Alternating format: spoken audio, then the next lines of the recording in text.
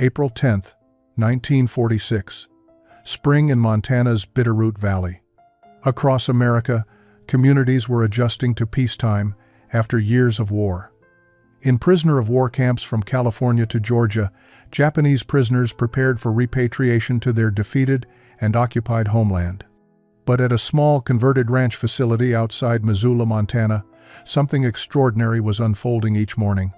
When American ranch foreman Jack Morrison asked a group of Japanese women prisoners if they would teach him and his cowboys how to cook rice properly, the women stared at him in stunned silence. These weren't ordinary requests between captors and captives. This was something none of them had been trained to expect. These weren't hardened soldiers. They were members of the Japanese Women's Volunteer Corps, captured during the final chaotic months of the Pacific War. Young women who had served the empire in various support roles, now facing daily interactions that contradicted everything they had been taught about their American enemies.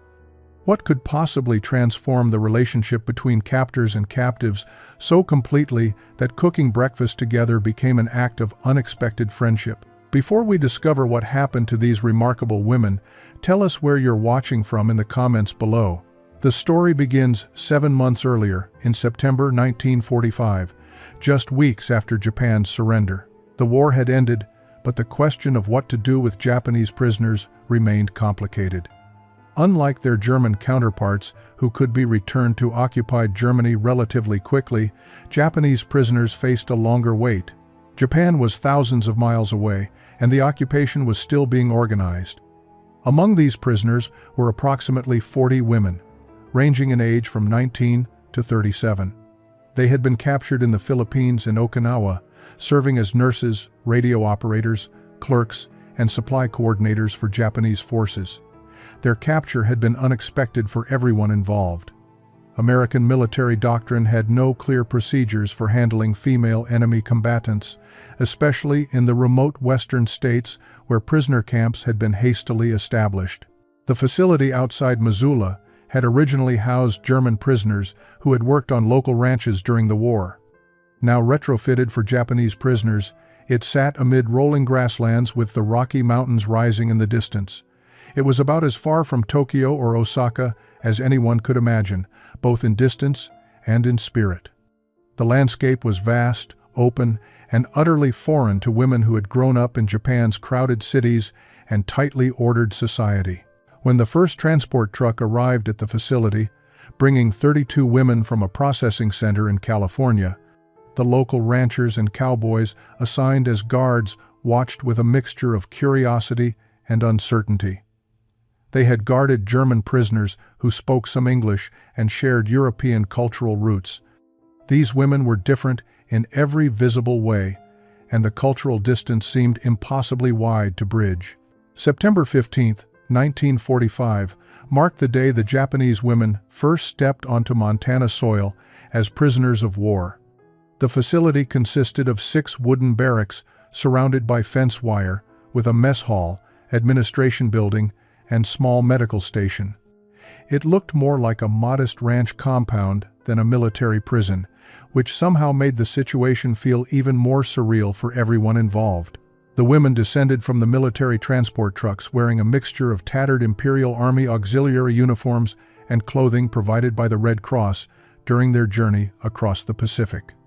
Their faces were carefully composed masks of dignity, despite the exhaustion and fear that showed in their eyes. They carried small bags containing whatever possessions had survived their capture, the long sea voyage, and the cross-country train ride to Montana.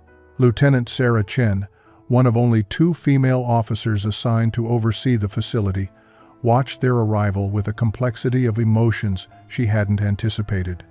Her own parents had spent 3 years in an internment camp in California, released only months earlier. Now, here she stood, responsible for guarding women who had served the same empire that had bombed Pearl Harbor. The ironies were not lost on her. Among the arriving prisoners was 24-year-old Keiko Tanaka, a former nursing assistant from Yokohama. She had joined the Women's Volunteer Corps in 1943, believing she was contributing to her nation's defense. The propaganda had told her that Americans were barbaric demons who would show no mercy to Japanese prisoners. Yet, during the long journey to Montana, the American soldiers guarding them had been formally correct, sometimes even considerate. It confused her deeply. Beside Keiko stood Yuki Sato, just 20 years old, who had worked as a radio operator in Okinawa. Her small frame seemed to shrink even further as she took in the vast Montana landscape. Everything here was so open, so exposed. In Japan, mountains and buildings created intimate spaces. Here, the sky seemed to stretch forever, making her feel impossibly small and vulnerable. The ranch foreman, Jack Morrison, stood near the fence watching the new arrivals. At 43, he had been too old for combat duty but had served his country by managing prisoner labor on local ranches. He had worked with German POWs for 2 years, men who had helped bring in harvests and maintain the ranches while local boys fought overseas. This was different. These were women, and the cultural gap seemed vast and unbridgeable. Morrison's assistant, a young cowboy named Tom Wheeler, leaned against the fence post beside him. "Never thought we'd be guarding Japanese women out here in Montana," he muttered. "Don't even know what to say to them." Morrison nodded slowly, his weathered face thoughtful. "Reckon we'll figure it out, we always do." But his voice carried uncertainty that matched the confusion on every face, both American and Japanese, as these two worlds prepared to collide. The first weeks at the Montana facility were marked by careful distance and mutual suspicion. The Japanese women followed camp routines with mechanical precision, their military training evident in every movement. They rose at dawn, maintained their barracks with meticulous care, and attended meals in silent formation. Their faces remained unreadable, their conversations limited to whispered Japanese during the brief periods when they were left to themselves. Lieutenant Chen established basic rules through an interpreter, a Japanese-American soldier named David Yamamoto, who had volunteered for the assignment despite his family's recent internment experience. The women would be assigned light work duties, maintaining the facility and helping with food preparation. They would receive the same rations as American personnel, in accordance with Geneva Convention requirements. They would be treated with the dignity afforded to prisoners of war. But dignity was a complicated concept when cultures clashed so completely. The first morning in the mess hall became an immediate source of tension. The American cook served eggs, bacon, toast, and coffee, standard breakfast fare for the ranch hands and guards. The Japanese women stared at the plates with barely concealed dismay. Several pushed the food around without eating, their stomachs rebelling against the unfamiliar heavy breakfast after weeks of minimal rations. Keiko forced herself to eat, remembering her father's words about maintaining strength and discipline in difficult circumstances. But the greasy bacon sat heavily in her stomach, and the coffee tasted unbearably bitter. She noticed several younger women fighting back tears as they struggled with the meal. It was such a small thing, food, yet it made their displacement feel overwhelming and absolute. Jack Morrison observed this from across the mess hall. He had seen similar reactions from German prisoners initially, though they had adjusted more quickly to American food. He approached Lieutenant Chen with a suggestion. "Ma'am, might be worth finding out what kind of food they're used to. Can't have them getting sick because they can't keep our meals down." Through Yamamoto's translation, Chen asked about Japanese dietary preferences. The response was halting and careful. "Rice," the women explained. They ate rice with every meal in Japan. Vegetables, fish when available, miso soup, pickled foods. The American breakfast of meat and bread felt wrong in every way to their bodies and their sense of what food should be. Morrison scratched his chin thoughtfully. "Rice. We've got some in the storehouse. Bought it during the war when wheat was being rationed. Never quite figured out how to cook it right though. Always comes out sticky or burnt." Yuki Sato, the young radio operator, looked up at this comment. Her English was limited, but she had understood the word rice. For the first time since her arrival, something flickered in her eyes that wasn't fear or resignation. It was the smallest spark of recognition, of connection to something familiar in this utterly foreign place. That evening, the women returned to their barracks and spoke in urgent whispers about the strange American foreman, who admitted he didn't know how to cook rice properly. October brought crisp mornings to the Bitterroot Valley, with frost touching the grass and the distant mountains dusted with early snow. The Japanese women had been at the facility for 3 weeks, and the daily routines had settled into an uneasy pattern. They remained largely silent, moving through their assigned tasks with efficient precision but minimal interaction with their American guards. Tom Wheeler, the young cowboy who served as one of the facility guards, noticed that one of the prisoners seemed to be struggling more than the others. Her name was Hana Yoshida, a slight woman of 26 who had worked as a supply clerk in Manila. She had developed a persistent cough that grew worse each night as temperatures dropped.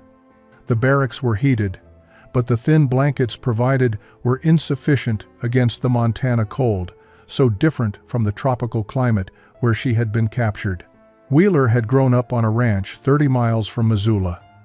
His mother had taught him that suffering was suffering, regardless of who was experiencing it. He remembered how she had cared for sick animals and neighbors alike with the same practical compassion. Watching Hana struggle through another coughing fit during the morning meal, he made a decision that required no permission from his superiors. That afternoon, while the women were at their work assignments, Wheeler went to the supply building and found an extra wool blanket. He also stopped by the camp medical station where the nurse, Mrs. Patterson, gave him packets of honey and herbs that could be mixed with hot water for coughs. "For one of the prisoners?" she asked, her eyebrow raised but her tone neutral. Wheeler nodded. She handed him the supplies without further comment. That evening Wheeler approached Hana's barracks. Through the translator Yamamoto, he explained that he had brought an extra blanket and some remedy for her cough. Hana stared at him with wide eyes, clearly shocked by this unexpected gesture. In all her military training, in all the propaganda she had absorbed about American cruelty, nothing had prepared her for this simple act of concern. She accepted the blanket with a deep bow, murmuring, "Arigato gozaimasu," in a voice thick with emotion. Wheeler nodded awkwardly, uncomfortable with her formal gratitude. "Just get better, ma'am," he said, then left quickly before the moment could become more complicated. Keiko had witnessed the entire exchange from her bunk. After Wheeler left, she moved to sit beside Hana, who was running her hands over the soft wool blanket as if it were something precious beyond measure. "He didn't have to do that," Hana whispered in Japanese. "We are his enemies. His country is at war with ours. The war is over," Keiko reminded her gently. But even as she said it, she wondered what that truly meant. If the war was over, what were they to each other now? The question hung in the air as Hana wrapped herself in the unexpected warmth of an enemy's kindness, her cough finally beginning to ease. Word of Wheeler's gesture spread through the barracks that night in whispered conversations that lasted long after lights out. December arrived with heavy snowfall that transformed the Montana landscape into something that reminded Keiko of Japanese woodblock prints, beautiful but cold and austere. The Japanese women had never experienced winter like this. Even those from northern Japan found the dry, biting cold of the American West to be a new challenge. They bundled in the coats that had been issued to them, moving between buildings with quick, careful steps on the icy pathways. The approaching Christmas season created an odd atmosphere in the camp. The American personnel decorated the mess hall with evergreen branches and simple ornaments made from whatever materials were available. The Japanese women observed these preparations with curiosity and confusion. Most had heard of Christmas as a Western holiday, but few understood its significance or customs. Jack Morrison had been thinking about the holiday and what it meant to have these women so far from home during what should be a family season. He remembered the loneliness of his own first Christmas away from home, working on a ranch in Wyoming when he was barely 18. These women were prisoners, yes, but they were also just people who had been caught up in forces larger than themselves. He approached Lieutenant Chen with a proposal. "Ma'am, I was thinking we might let the prisoners do something for Christmas. Maybe let them make decorations of their own, if they want. Keep their spirits up." Chen considered this carefully. She knew that some in the local community would criticize any gesture that seemed too friendly toward Japanese prisoners. But she also recognized the wisdom in Morrison's suggestion. Depression and despair could create problems that strict discipline could not solve. "Make it clear it's voluntary," she told him. "We're not forcing American customs on them, but if they want to participate, I see no harm in it." Through Yamamoto's translation, Morrison extended the invitation to the women. They could create decorations using paper, cloth scraps, and other materials from the craft supplies. They could also share their own winter traditions if they wished. The response was cautious at first. The women gathered in small groups, speaking in low voices about whether this was some kind of test. But Keiko saw an opportunity. "Perhaps," she suggested to the others, "this is a chance to show them something of our culture, to help them see us as more than just enemies." Yuki agreed enthusiastically. She had been learning English phrases from some of the friendlier guards and felt ready to attempt more communication. Several other women, inspired by Wheeler's earlier kindness to Hana, decided to participate. Over the next few days, the barracks became workshops of quiet creativity. The women folded origami cranes from colored paper, created simple arrangements that mimicked the minimalist beauty of Japanese winter decorations, and even fashioned a small representation of a Shinto shrine from wood scraps. When they presented these to Morrison, his weathered face broke into a genuine smile. "These are real fine," he said, admiring the delicate paper cranes. "Real fine indeed." The decorations were hung in the mess hall alongside the Christmas evergreens, creating an unexpected blend of two cultures sharing the same space. The morning of December 23rd began like any other, with the women filing into the mess hall for breakfast. But Jack Morrison had been doing some thinking, prompted by a conversation with his wife Emma the previous evening. She had asked what the Japanese prisoners would eat for Christmas dinner, and Morrison realized he had no good answer. The women still struggled with American food, eating only what they needed to survive, but never with any enjoyment. That's when Emma had made a simple suggestion. "Why don't you just ask them to show you how to cook their food? You've got rice sitting in that storehouse. Let them cook it the way they know how." It was so obvious that Morrison felt foolish for not thinking of it sooner. After breakfast, Morrison approached Keiko through Yamamoto's translation. "Ma'am, I got a question for you and the other ladies," he began, his hat in his hands in a gesture of respect that surprised her. "We've got rice in storage, but every time we try to cook it, comes out wrong. Too sticky or too dry or burnt on the bottom. I was wondering if maybe you could show us how to do it proper, for yourselves and for us, if you're willing." Keiko stared at him, trying to understand if she had heard correctly.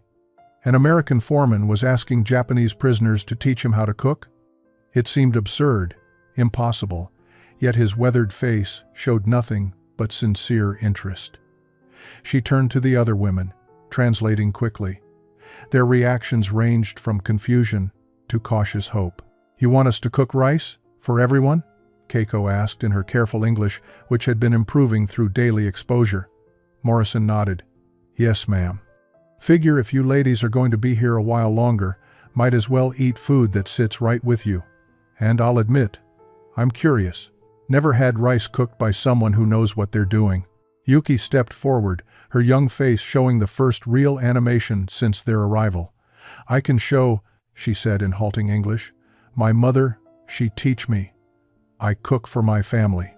Other women murmured agreement. Hana, now recovered from her cough thanks to Wheeler's kindness, offered to help. Even the older women who had remained most distant began to show interest. That afternoon, Yuki and 3 other women were escorted to the mess hall kitchen. The camp cook, a gruff man named Samuel who had been skeptical of the whole arrangement, watched as Yuki examined the rice, tested the water, and explained, through gestures and broken English, the proper ratios and techniques. She showed them how to wash the rice until the water ran clear, how to let it soak, how to judge the heat and timing. The next morning when breakfast was served, there were 2 options: the standard American meal, and properly cooked Japanese rice with simple vegetables. The mess hall fell silent, as Americans and Japanese alike witnessed this small but profound gesture of cultural exchange. The rice changed everything in ways no one had anticipated. What began as a simple accommodation became a daily ritual that transformed the dynamics of the entire camp. Each morning, Yuki and a rotating group of Japanese women would arrive at the kitchen before dawn to prepare rice for breakfast.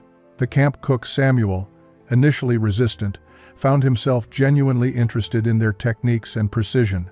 "Never seen anyone put so much care into cooking grain," he muttered one morning, watching as Yuki carefully measured water with her fingertips, a method her mother had taught her. "There's an art to it, I reckon." Yuki smiled at this, her first real smile since arriving in Montana. "Rice is life," she explained in halting English. "In Japan, we say, rice is our heart." Samuel nodded thoughtfully, beginning to understand that food was far more than sustenance. It was identity, culture, connection to home. The morning cooking sessions became opportunities for unexpected conversations. Tom Wheeler started arriving early, ostensibly to help with security, but actually to watch the cooking process and attempt communication. His simple questions about Japan, asked through Yamamoto or in broken phrases, opened doors that formal interrogations never could have. "What's your home like?" he asked Hana one morning as she prepared pickled vegetables to accompany the rice. She paused, considering how to explain Osaka to a Montana cowboy. "Many people," she finally said. "Always moving, many sounds. Not like here." She gestured toward the vast, empty landscape visible through the kitchen window. "Here is quiet, strange quiet." Wheeler understood. "Must feel pretty lonely, being so far from all those people." Hana nodded, surprised by his insight. In that moment, something shifted. She was no longer just a prisoner. He was no longer just a guard. They were two people trying to understand each other across an enormous divide. Jack Morrison noticed these changes with satisfaction. The mess hall had transformed from a place of tense silence to one where conversations, however halting, were becoming common. Some of the ranch hands who worked at the facility began asking the women to teach them Japanese words. The women, in turn, practiced their English with increasing confidence. Keiko found herself at the center of these exchanges, her natural leadership and growing language skills making her an unofficial bridge between the two groups. She translated not just words but cultural concepts, helping both sides understand the gestures and customs that could otherwise cause confusion. When Morrison's wife Emma visited the camp to bring Christmas supplies, Keiko helped the women understand that the American custom of handshaking was a gesture of respect, not aggression. The Christmas dinner that year featured both traditional American turkey and properly prepared Japanese rice, pickles, and vegetables. As both groups sat together in the mess hall, the boundaries between captor and captive seemed to blur slightly. Morrison raised his glass of apple cider in a toast. "To understanding," he said simply. Keiko translated, and the Japanese women raised their glasses in return. "Rikai," they responded. Understanding. It was a small word, but it contained enormous possibilities. January 1946 brought bitter cold and a different kind of chill to the hearts of the Japanese women. The International Red Cross had finally established communication channels with occupied Japan, and the women were permitted to send inquiries about their families. They had written letters months ago, careful messages asking about parents, siblings, children left behind. Now, finally, responses were beginning to arrive, or rather, the lack of responses was becoming painfully clear. Keiko sat in the small library room that Lieutenant Chen had designated for the prisoner's use, staring at the single letter she had received. It was not from her family. It was from a Red Cross worker in Yokohama, informing her that her family's neighborhood had been destroyed in the firebombing of March 1945. No records of survivors could be found. Her parents, her younger brother, her grandmother. All gone, likely vaporized in the firestorm that had consumed vast sections of her city. She read the words again and again, as if repetition might change their meaning. The letter was clinical, apologetic, final. She felt nothing at first, just a strange numbness that seemed to spread from her chest to her limbs. Then Yuki entered the room, her young face streaked with tears, holding a similar letter. Tokyo had burned. Her family's home was gone. No information available about survivors. One by one, the women gathered as responses arrived, or, more cruelly, as the lack of responses confirmed their worst fears. Of the 40 women in the camp, only 8 received letters from surviving family members. The others faced uncertainty, or worse, confirmation that everyone they had loved was gone. Hana learned that her parents had died in Hiroshima, victims of the atomic bomb that had ended the war. The irony was crushing. She had survived combat, capture, and imprisonment, only to discover that her family had not survived peace. The Americans in the camp watched helplessly as the Japanese women struggled with grief. Tom Wheeler found Yuki crying behind the mess hall one afternoon, her small frame shaking with sobs. He stood awkwardly, uncertain what to do. Finally, he simply sat down beside her in the snow, not touching, not speaking, just being present in her grief. After several minutes, she looked at him through her tears. "All gone," she whispered. "Everyone gone. I'm sorry," Wheeler said, the words feeling inadequate but sincere. "I'm real sorry." Lieutenant Chen approved additional counseling sessions and gave the women permission to create a memorial space in their barracks. They crafted a small Buddhist altar from available materials, placing photographs and written names of lost family members.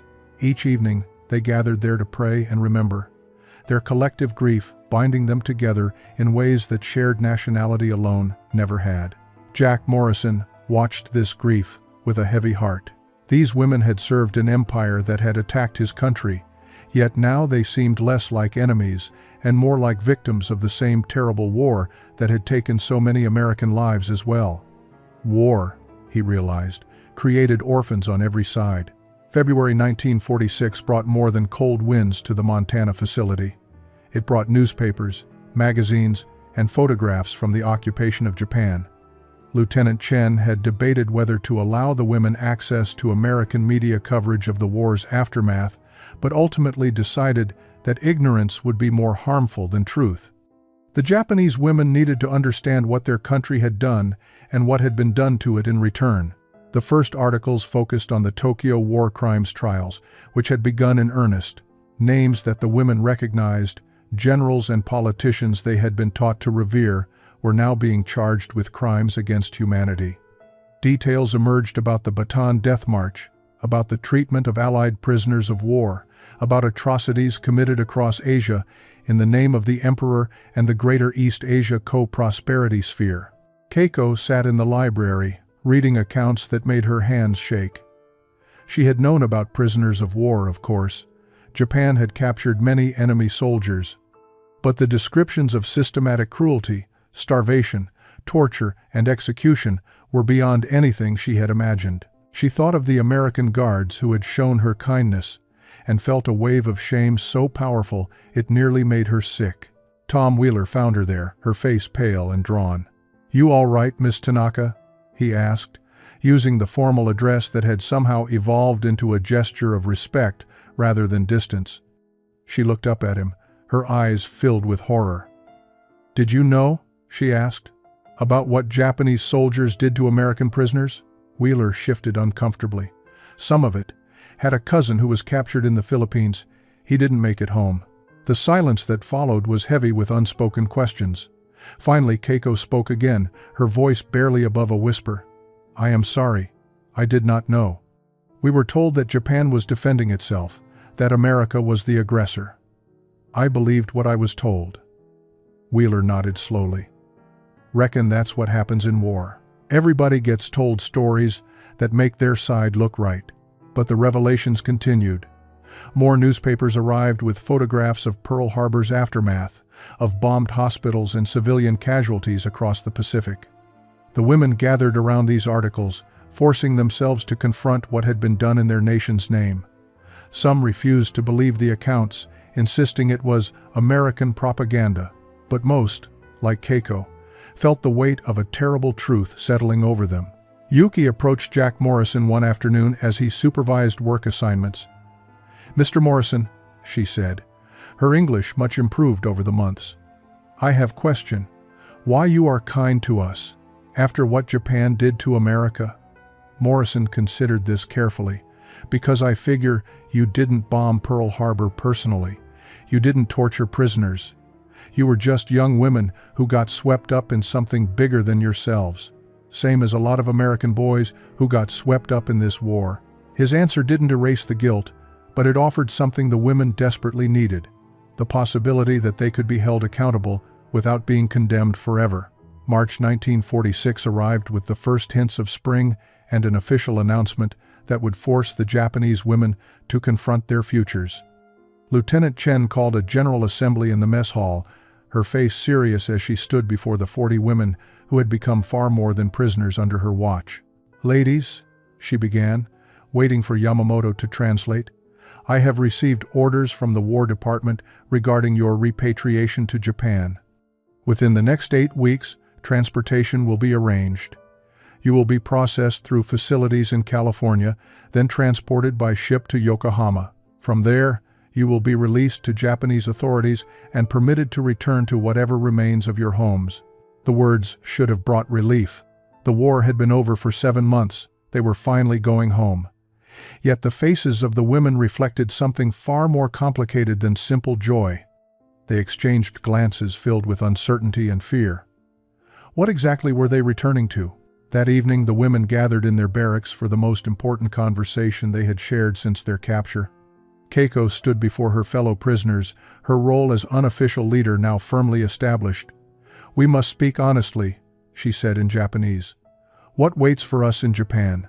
The answers came slowly, painfully. Hana spoke first. "My family is dead. My city is destroyed.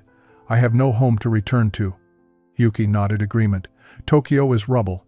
Even if I find surviving relatives, where will we live? What will we eat? Japan is occupied by American forces. We will be seen as failures, as women who surrendered to the enemy." Others added their voices. They had been reading about conditions in occupied Japan. Starvation was widespread. Cities lay in ruins. The shame culture of Japanese society would view them as tainted by their months in American captivity. Worse, they would be returning to a country they no longer recognized, one whose ideals had been revealed as propaganda built on atrocities. An older woman named Sachiko, who had rarely spoken during their imprisonment, finally broke her silence. "Here, we have been treated with dignity. The Americans feed us, house us, even ask us to teach them about our culture. When was the last time anyone in Japan asked what we thought or wanted?" Her words struck a chord that resonated through the barracks.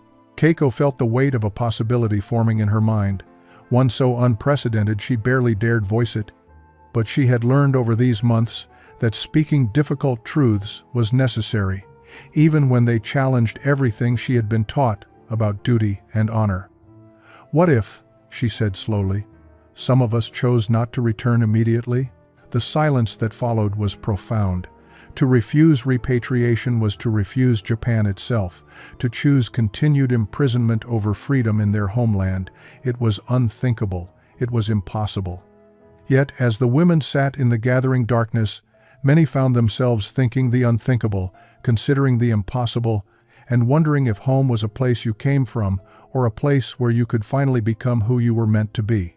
The morning of March 28, 1946, dawned clear and cold.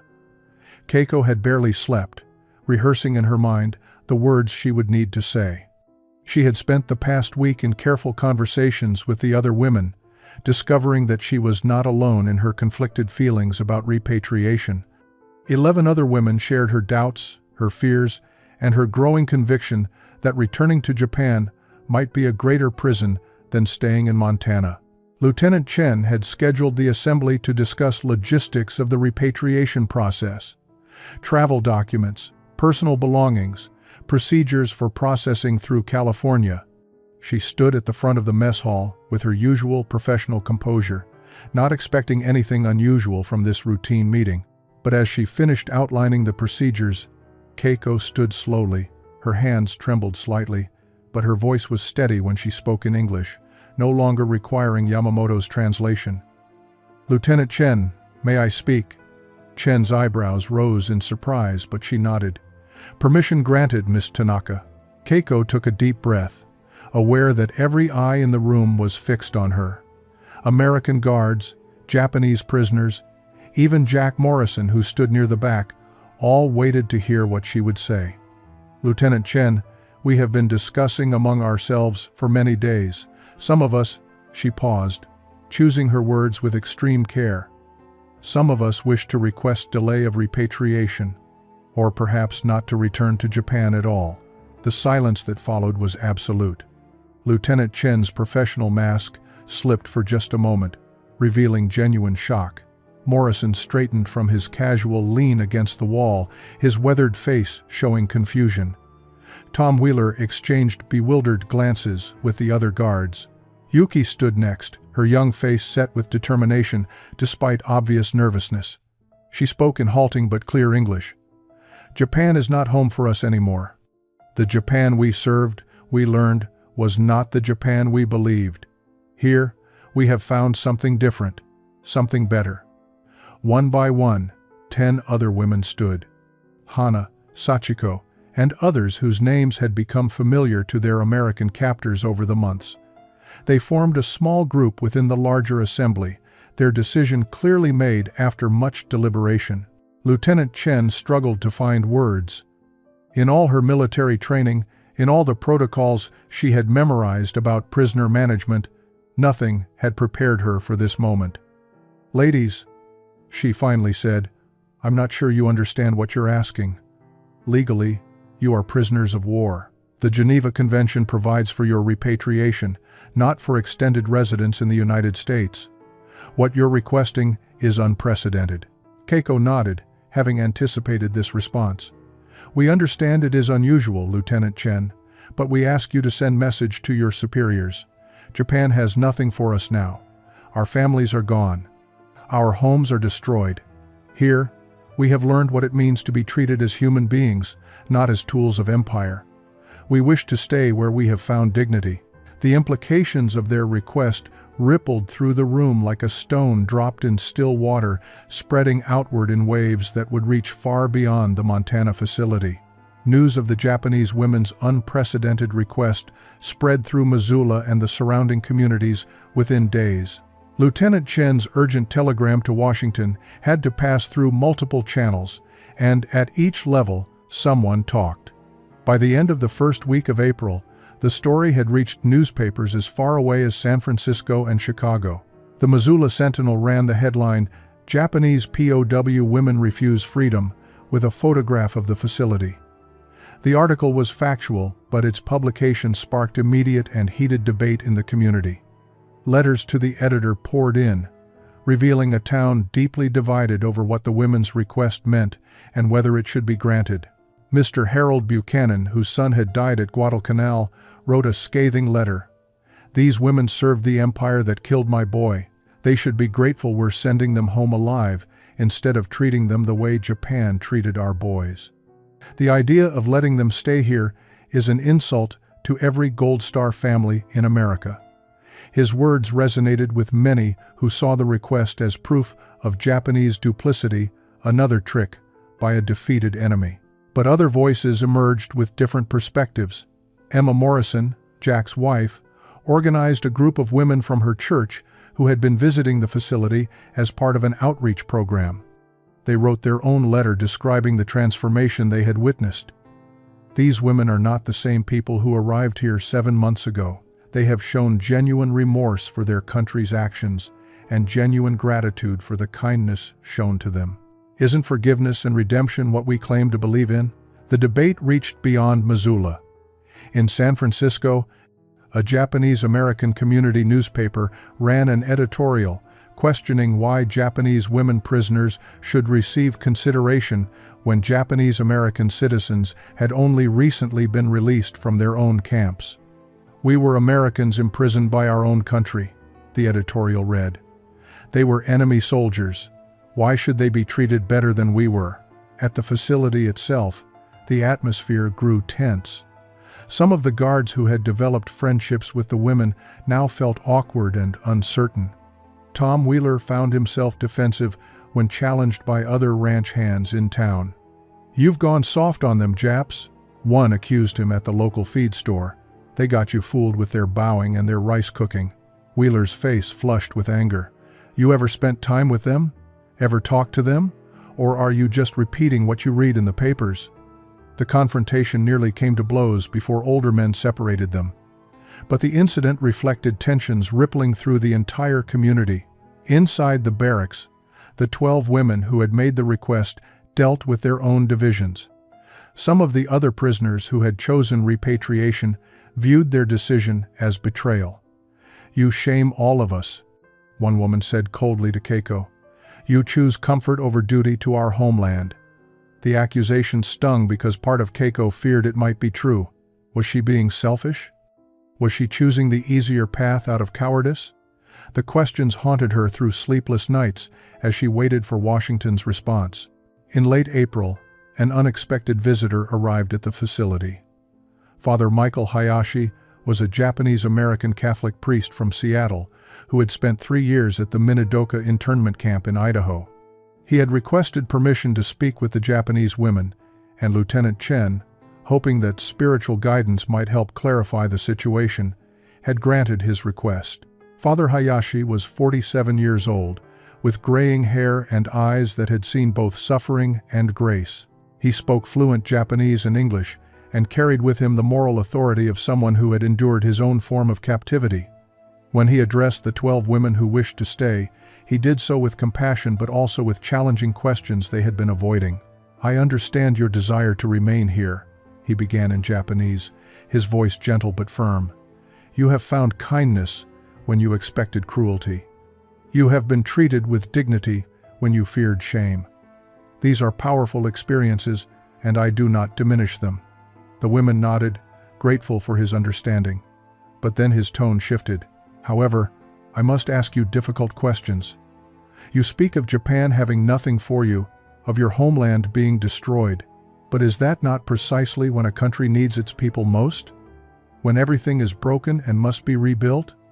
Keiko felt the words like a physical blow. She had been so focused on what returning would cost her that she had not considered it from this angle. Father Hayashi continued, addressing each of their justifications with uncomfortable directness. "You say you have no family waiting, but are there not other families in Japan who have lost daughters and need help? You say Japanese society will shame you for being captured, but who will change that society if not people brave enough to face that shame?" Yuki spoke up, her voice defensive. "But Father, we have learned so much here about democracy, about treating people with respect regardless of rank or status. How can we return to a society that values only obedience and hierarchy?" The priest nodded thoughtfully. "That is perhaps the most important question. If you have learned these values, don't you have a responsibility to bring them back to Japan? My people, Japanese Americans, we are preparing to return and help rebuild Japan with American ideals of democracy and human rights. Perhaps you could do the same." His words created a profound silence. Sachiko, the older woman who had been among the most determined to stay, spoke quietly. "Father, I am tired. I lost my husband, my son, my home. I do not have the strength to rebuild a nation." Father Hayashi's expression softened with genuine compassion. "I understand, and I am not here to judge your choice, only to ensure you have considered all its implications. Staying in America may seem like the path of redemption, but returning to Japan could be the greater act of courage and service." That night, the 12 women gathered for another discussion, but this time the certainty that had sustained them was shaken.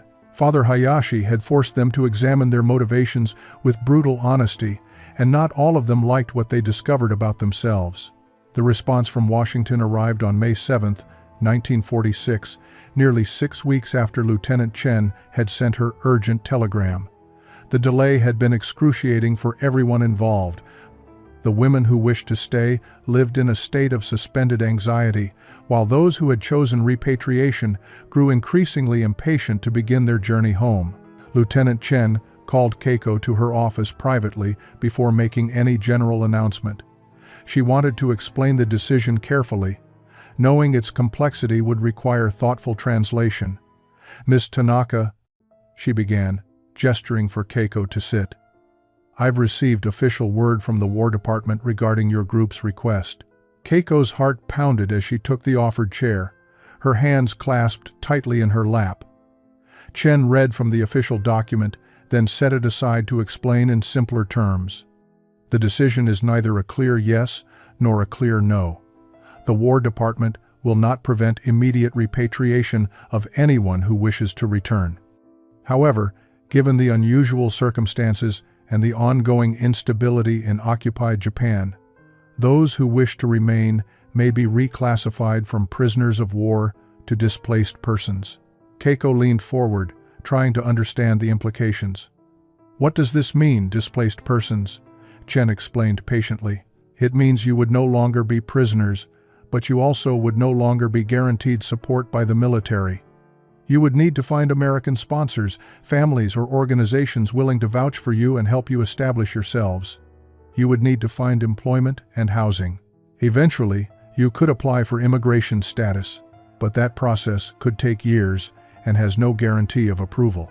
The weight of this reality settled over Keiko like a heavy blanket. They would be trading the certainty of imprisonment for the uncertainty of displacement. No guaranteed shelter, no guaranteed food, no guaranteed acceptance. They would be dependent on the charity and goodwill of Americans who might change their minds at any time. There is more, Chen continued. The decision requires that you make your final choice within 2 weeks. Those who choose repatriation will leave on June 1st. Those who choose to stay will be transferred to a displaced persons facility in Missoula while sponsors are arranged. If sufficient sponsors cannot be found within 90 days, you will be repatriated regardless of your wishes.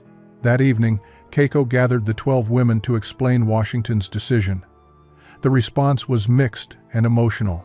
Yuki remained determined to stay, willing to accept any risk for the chance at a new life. I have nothing in Japan that she insisted. Here, at least there is possibility. But others wavered. The security of knowing they would be returned to Japan, even a devastated Japan, suddenly seemed more appealing than the complete uncertainty of remaining in America without guaranteed support. Sachiko announced that she had changed her mind. Father Hayashi was right. I am tired, but perhaps I have enough strength left to help rebuild. At least in Japan, I understand the rules, even if I no longer believe in them. 3 other women made the same decision. By the end of the evening, only 8 women remained committed to staying, their number reduced by doubt and fear. June 1st, 1946, arrived with the clear, bright sunshine of Montana summer. The day held both endings and beginnings, farewells and uncertain futures. 32 Japanese women prepared for repatriation to their homeland, while 8 women prepared to take the most uncertain gamble of their lives by remaining in America.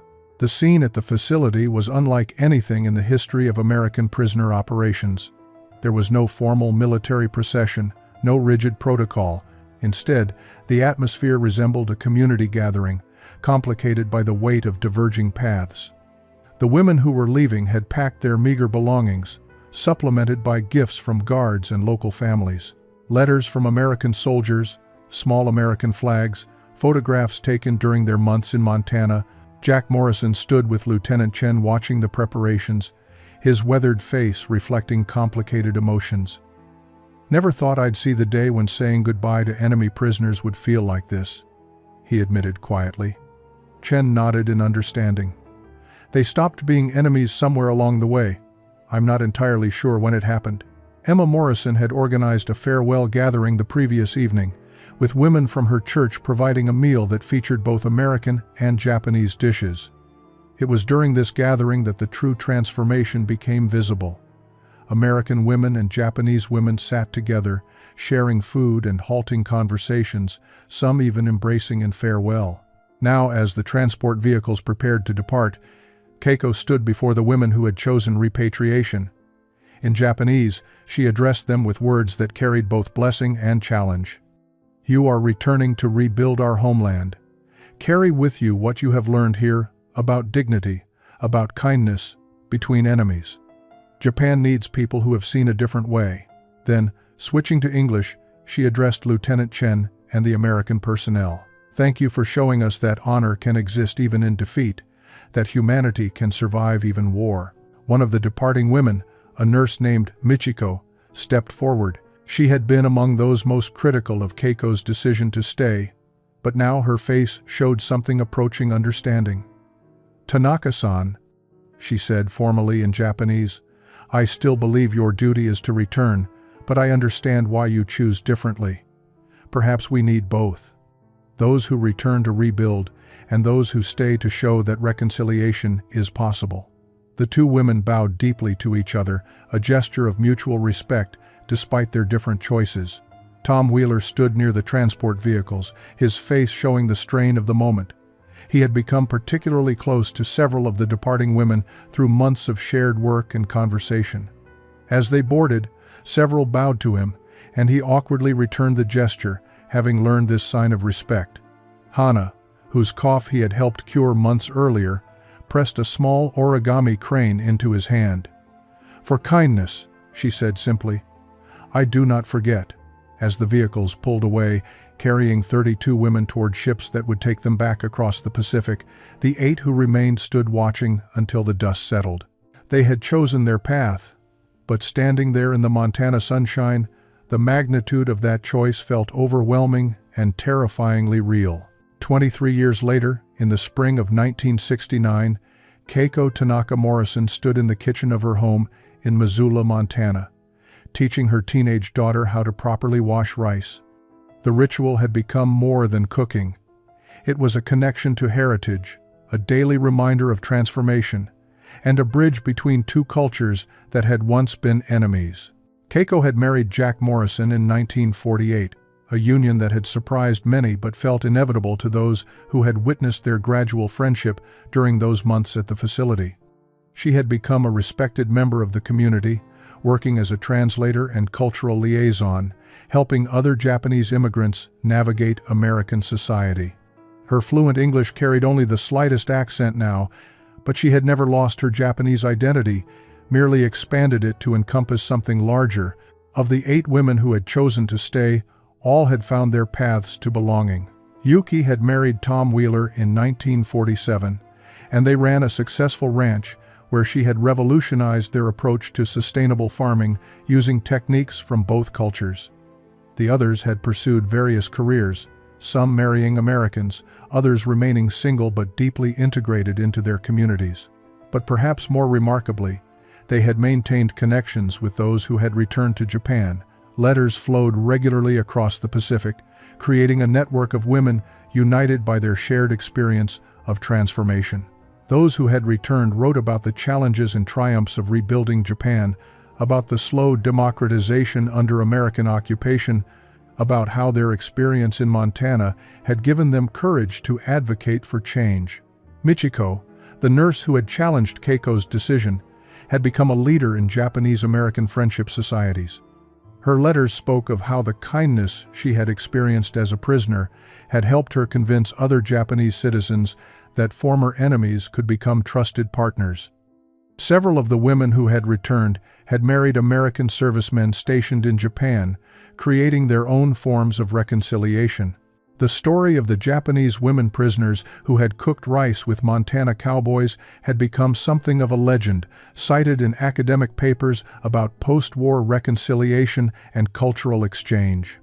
Keiko had been invited to speak at universities and international conferences about her experience, about what it meant to choose a new home without abandoning the old one.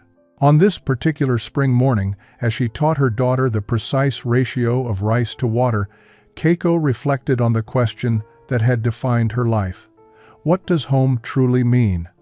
She had discovered that home was not just geography or blood, but choice and commitment. It was the place where you were allowed to become your fullest self, where kindness was offered even to enemies, where transformation was possible.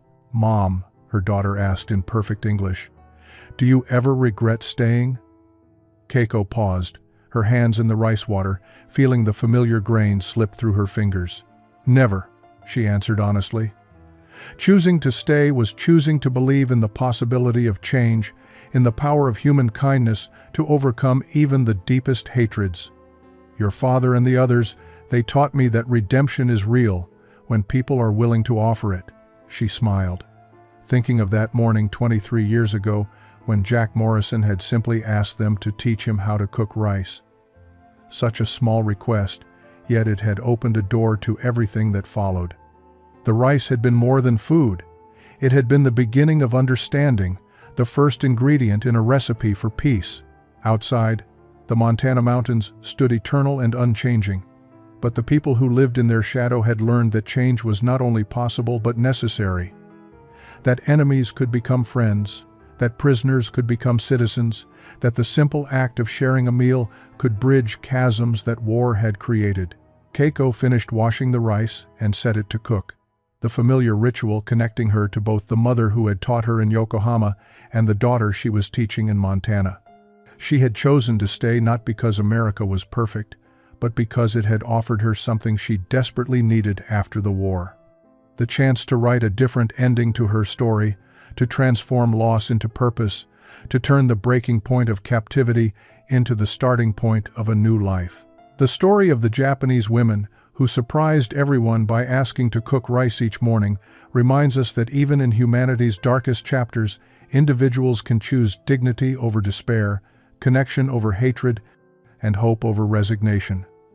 They did not stay because they were seeking escape from consequences, but because they had discovered in an enemy's land something worth defending and sharing. They had found that the most powerful victory over war is not conquest, but the courage to see humanity in those we were taught to hate, and to build bridges where battlefields once stood.